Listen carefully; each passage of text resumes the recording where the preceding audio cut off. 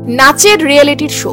রবীন্দ্রনাথের চণ্ডালিকা নৃত্যনাট্যে বাজলো হিন্দি গান, ব্যাকগ্রাউন্ডে বাজছে তেরে বিনা জিন্দেগি মে কোই শিকবা তো নেহি। ভীষণ বিরক্ত বাঙালি, কেউ আবার চোটে লাল। যারা নাচের প্রতি একনিষ্ঠ তারা এটা সহ্য করলেন না। সোশ্যাল মিডিয়ায় রীতিমতো রে রে ব্যাপার, বিদ্ধ সমালোচনায়। ওই পারফরমেন্সে দেখা গিয়েছে অভিনেত্রী দেবলীনাকেও। কিন্তু তার থেকে আশ্চর্যের ব্যাপার কি বলুন তো, মমতা শঙ্করের সামনেই হয়েছে এটা। কেন তিনি কিছু বলেননি? ছিলেন তো বিচারকের আসনেই। কিন্তু বিতর্ক তৈরি হতেই এবার বিস্ফোরক বর্ষিয়ান নৃত্যশিল্পী। তিনি সবটাই বললেন। তার সমস্ত বক্তব্য কেন বাদ দেওয়া হয়েছে? প্রচন্ড বিরক্ত মমতা শঙ্কর। ঠিক কি হয়েছিল দেখুন।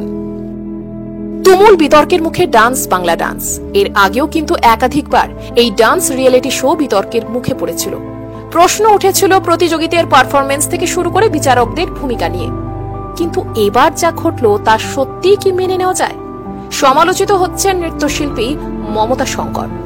আসলে স্পেশাল পর্বে একটা পারফরমেন্স ছিল, যেখানে প্রতিযোগীর সঙ্গে পারফর্ম করতে দেখা যায় অভিনেত্রী দেবলীনা দত্তকেও। পারফরমেন্সে চণ্ডালিকা নৃত্যনাট্যের সঙ্গে চালানো হয় হিন্দি সিনেমার গান। ওই পারফরমেন্সের সময় বিচারকদের আসনেই বসেছিলেন মমতা শঙ্কর। তিনি এক সাক্ষাৎকারে স্পষ্ট বলে দিয়েছেন তারও কিন্তু বিষয়টা ভালো লাগেনি, কারণ চণ্ডালিকার সঙ্গে ওই গান একেবারেই যায় না। কিন্তু তার কথা কি কেউ শুনতে পেয়েছিলেন? মমতা শঙ্কর সেই কথাও জানিয়েছিলেন। তার সমস্ত কথা কেটে বাদ দেওয়া হয়েছে, এডিট করা হয়েছে। যখন মমতা শঙ্কর কথাগুলো বলেছিলেন তার সঙ্গে কিন্তু অনেকেই সহমত হয়েছিলেন, অথচ তাদের কথাও রাখা হয়নি। আসলে বাঙালি রবীন্দ্রনাথকে নিয়ে বড্ড আবেগপ্রবণ, কারণ রবি ঠাকুরজি বাঙালির প্রাণের কবি। তাকে নিয়ে বিচ্যুতি একদমই পছন্দ করে না। তার উপর রবীন্দ্রনাথের চণ্ডালিকার সঙ্গে হিন্দি গানকে মিলিয়ে ফেলার চেষ্টা। মানুষ কেন বিরক্ত হবে না বলুন তো? এখানেই আক্ষেপ মমতা শঙ্করের। তার কথায় তিনি কিভাবে সবার কাছে প্রমাণ করবেন যে তিনি এই পরিবেশনকে সমর্থন করেননি? তিনি চেয়ারে বসেছিলেন ঠিকই, কিন্তু তিনি এও বলেছিলেন যে রবীন্দ্রনাথের সঙ্গে হিন্দি গানের কোনো সম্পর্ক নেই।